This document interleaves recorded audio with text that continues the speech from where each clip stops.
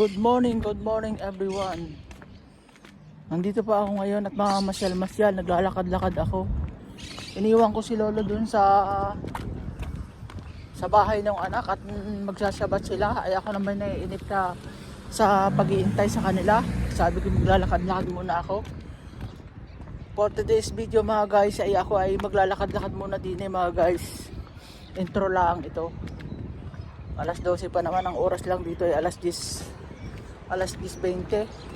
Alas 12 ko babalikan yon. Ay ako magbablog muna din eh. Halina kayo mga guys, samahan niyo ako mga guys. At yan, at tututok ko sa harapan ang bawat nilalakaran ko yung dadaanan ko para makita naman yung mga view. A few moments later. Ayan mga guys, tama nyo yan, yan oh. Madalang dito ngayon ng tao, pero malamig. Madalang ang tao pero malamig. Napakalamig talaga, grabe. May snow daw ngayon sa Mount Hermon, pero dito ubod ng lamig. Medyo malayo-layo ito, mga 2 hours bago Mount Hermon. Kaya lang napakalamig talaga, grabe. Kinakalikig ako. Ako galing doon sa anak at hinatid ko yung mag-asawa ni Lolo at Lola. Ay ako'y nakakain na naman. Ay saan ko pa ilalagay yung kinain ko. Ay pag nunda ako'y pipilitin lang naman ako nung anak. Kaya ako'y nagpaalam. Sabi ko nakakain ako, maglalakad-lakad ako. Ay dito muna si Lolo.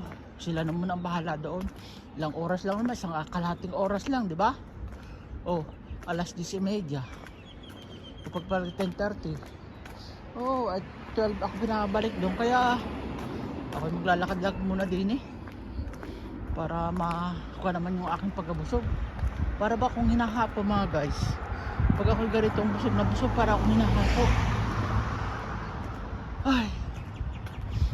Ay, hindi ko pa masyadong kabisado itong lugar na ito. Kaya lang dire-diretso naman ang lakad ko. Ay, dire-diretso din yung pag-uwi ko. Di ka? Wala ang naman eh. So wala, nakapag-relieve ako dito sa lugar na ito. Kaya lang hindi masyado ako naglalakad-lakad. Gawa ng tinatamad nga ako. Napakalamig. Ngayon na pasiste na maglakad. Adi maglakad. Kasi gusto kong mahulawan ng busog ng aking kuwan. Saan gaari pamunta? Ito oh. Parang may park dito eh. Oo. May park pala dito malaki. Yun oh. Makadaan kaya doon. Parang ito papunta dun sa Batkineset ng Lolo eh. Yan oh. Ayun doon. Dire-diretso kaya. Parang maganda dun eh. May park dun malaki. Madalang ang tao din ng mga guys kasi Sabat. Halos ang mga tao dito ngayon ay nasa kanilang bahay o nasa simbahan. Batkineset. Nagdadasal. Saka araw ng pagtitibo ng kada pamilya. Yun nga, dadalhin doon yung tatay nila. O anak ang pupunta sa tatay. Ganun ang sistema dito. Ganun din naman din sa atin, diga. O, yan o. Ganun dito. Sabado naman ngayon. Walang kasi ng mga tao. Kaya yan, lakad-lakad muna. O sayang din naman ang oras kung titigil ako doon. Tapos walang gagawin, tatanga-tanga lang doon. Magkukwentuhan sila, nakatanga lang ako. Siguro nararamdaman nila din yun. Nasagot lang ako pag tinatanong. Pero hindi naman laging ikaw ang kakwentuhan nila. Siyempre yung mga magpapamilya. Kaya ito, gagawin ko, maglalakad-lakad muna ako para ma-relax naman yung utak ko. Di mo, 3 minutes na oh. O di na yung nagawa ko ngayong araw na to. Ay kuwan pala oh. Ayan oh, park David Ramsey Street. Yung park doon sa looban, parang may park. Ano kaya yun? Nakapunta kaya din sa lugar na aral. Oh. Oh, eh kung walang gusto ng tanawin na maganda, ay di babalik ako. Ayan no. Oh. Parang maganda din eh, oh. May kuwan pa din eh, oh. Hindi ko lang mabasa kasi Hebrew. Walang English. Ay, parang canyon siya, parang kuwan. Mga ginamit nung una sa gera. Oh. Hindi kaya bawal din eh. Wala naman nakapaskin na bawal eh. Mga picture man lang. Kung sakali. Baka nandito yung mga tangking ginamit nung unang panahon. May bakod siya. Ay, oo nga. Oh. Kuwan siya, truck. Truck na malaki. Hangga ito. Parang ginamit sa gera, oh. May gulong na kuwan. May kalumaan na. Oh, may nakaduhin din ibon. Yan, oh. Diba? Oh, ginamit sa gera yan. Mga guys. Libro lang nakalagay. Oh. Yan, oh. Sarado. Bawal siyang pasukin, oh. Yan, oh. Yan, oh. Libro nakalagay. Ako lalabas na baka communication band radio telephone communication system used from the 16th of the 20th century. Ito pala yung ginamit ng unang panahon, yung radar. Okay, thank you very much. Yung mga pusa, yan ang may nakasulat, kaya lang hindi ko mabasa at Hebrew nga. Buti kong English. Pwede ko pang unawaan yung Hebrew, hindi ko maunawaan. Teka, picture muna ako din yung mga guys. At yan, palabas na rin ako din sa museum yata to mga guys, museum. Ano, may mga konsya eh, oh. Kumbagay telecommunication. Oo nga, yan oh. Radar. Kumbaga sa atin radyo, may pangsagat, saka yung maglalakad-lakad, daming ibon oh. Narinig naman siguro niyan oh. Yan ay ito yung parrot kung tawagin, parrot. Yung mga dilaw green, yellow green ang kanya. Ayun, Orimeris School, Yod Istra, Scout Tribe. David Ramsey Street, Ramsey Street. Dire-diretso lang naman to. Parang may park dun eh. Dun siguro malapit yung kuha nila lolo. Kumuha doon. Street lang naman to. Streeting ko lang ang kuwang already. Hindi na ako liliko. Mga kwan dito, mga sinaunang bahay. Hindi tulad nung malapit sa talaga sa Tel Aviv na puro mga building na mga private dito mga guys ang bahay. Private house.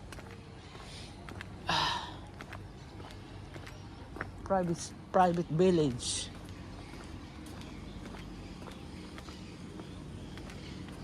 Hindi tulad sa Tel Aviv. Tel Aviv talaga, kwan. Makikita mo itong kalimitan, building matataas. Di tulad nito. Oh, yan oh. Bungalow type. Bungalow type. Type bungalow. Ang bahay din eh. May park doon natatanaw ko sa unahan eh. May park siya.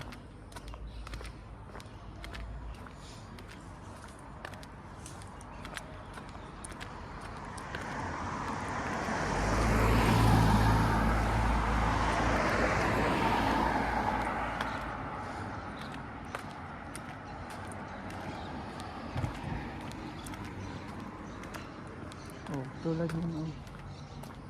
Mga kwan yun, mga tira. Oh. Mga kwan siguro, Ethiopia.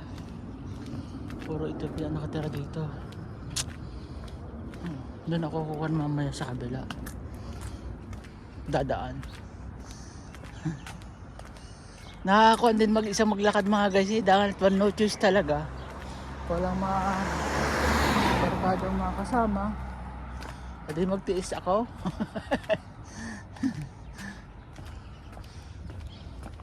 Madalang din ang mga kabayan sa lugar na aray. Oo. Amang-ama kong makakita din ng kabayan mga guys. Yun, narinig ba niyo yun? Hagubhob ng eroplano. Malapit kasi din ang airport sa lugar na nila lolo. Yun, okon ari park ari park kuan circle. Ayo nga, natandaan ko na rin lugar na ari. Di na naikot ang kuan nila lolo, yung service. Oo. Mga private kuan din kalalapad ng harapan. Di tulad sa television na ang harapan lang kuan yung park. Ay din sayang aring bahay na ari lapad ng lote. Nakabalik na kaya? Dulong-dulong na ito Dulong-dulong na ito ng aking trabaho. Kala nyo ba? Baka hindi na ako makabalik sa aking kuhan. Pinanggalingan at humalak magkanliligaw na. Ay nako. Iba rin kasi pagbago. Pagbago lang din sa trabaho. Bago. Pero pangalawa ko ng kuhan din Kaya lang hindi ako masyadong nagagagala kasi araw-araw nung nagbumah doon sila lolo.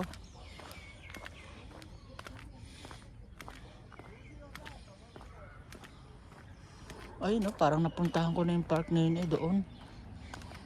Doon sa dulong yun Ito na nga.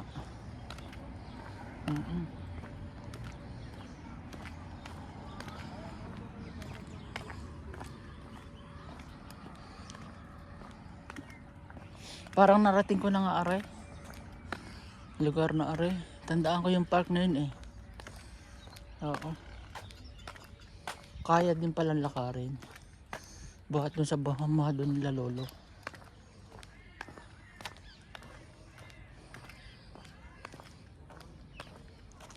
Yun natandaan ko na i-vlog ko na yung park na yun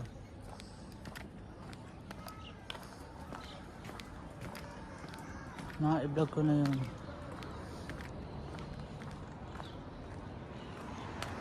Hindi nakabiyadaan sa kabila.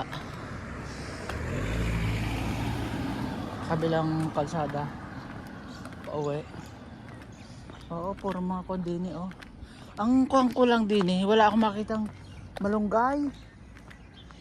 Oo. Malunggay doon sa labas ng bakod. Bihira talaga ang mga kabayan din kasi ang nagtatanim lang ng malunggay ay Pilipino. Mga kabayan. Yan may bayabas Kaya lang walang bunga. Di ba? Walang bunga siya. Mayroong nasumpungan ako din ng malunggay noon. Kaya lang ay sinisitan ako nung may are. Agoy. Parang ang pagkakuha sa akin masamang tao. Ito park to i-vlog ko na to. I-vlog ko na to. Oo. Dito na ako. Na-vlog ko na itong lugar na ito mga guys. Doon masok ako. Kuwan. Ito dire-diretso lang. Diga? I am wise man. Yan. Circle pa to. Diga? Mahaba-haba na yata ang aking vlog. Ito ang ganda puno ng bulaklak mga guys bading lang siya. Dwarf. Kuwan siya. Parang Parang lokban siya na maliit. Oh. Ay ito. Anong masasabi nyo dito? Yan oh. Oh, may bunga. Orange na maliliit. Hala. Ikaw na. Ikaw na magkaroon sa Pilipinas. Pero sa amin, may tanim din ako niya noon. Binila namin ni Mrs. Maliit pa yung nabunga na. Kalamundeng. Kalamundeng na maliliit. Tanda ko tong lugar na to. Dire-diretso lang to. Huwag kang kikilot, maliligaw ka. Magpaw. Ang mahirap na. Sabot ba naman, hindi pwedeng tumawag sa anak. At bawal. At bukas pa ako makabalike. Eh, kainaman na. Tawarin. Tawarin ka, tutulyakaw. Nagkaniligaw ng tutulyakaw. Maalala mo kung maliit pa eh. Ginagalaw lagi ako. Inuulit kumbaga. Bulol pa ako nun eh. Ay tawarin ka, tutulyakaw. Nagtungatob ang kalitan ni kait ko. Madaldal ako nun eh. Kaya ako'y laging ginagalaw pag ako'y naalala ko nung ako'y laging na ako'y minsan nakakon sa Batangas sa mga inay. Doon sa mga pinsan ng mga inay, eh, lagi akong ginagalaw. Ay, Ate Belen, shout out nga pala mga Ate Belen. Kaya pinsan si Rio. Tawaling ka tutilya ko. Nagtungatob ang kalitan ni kait ko. Ay, nabali ang balat. Kuko. Ano na. Nakarating ang tutilya ko din sa Israel. Ate Belen. Nandito na. Pero pauwi na rin naman. Matagal ng balak laging umuwi. Pag iniisip yung gastusin sa Pinas. At yung project na hindi pa tapos ay saka na muna uli. A-adjust na uli. Mahirap eh. Mahirap mag-desisyon ng kuhan at baka magsisi. Ay di pag nagsisi eh, kuhan, wala na. Di na makakabalik. Oh. Bawal na bumalik. At overstay na. Hanggang doon na lang. Pag nagpurgod na ako, edi yun na lang. Talagang yun na. Kaya magtiis-tiis na lang habang kaya pa. Ilang total siguro yung mga, hindi ko na masabi ko, ilang buwan o kailan. Basta maalaan na. Maalaan na. Darating din naman yan. Maalaan na. Maalaan na. David Marcos. Basta ako hindi kikilo din eh. At alam ko na rin.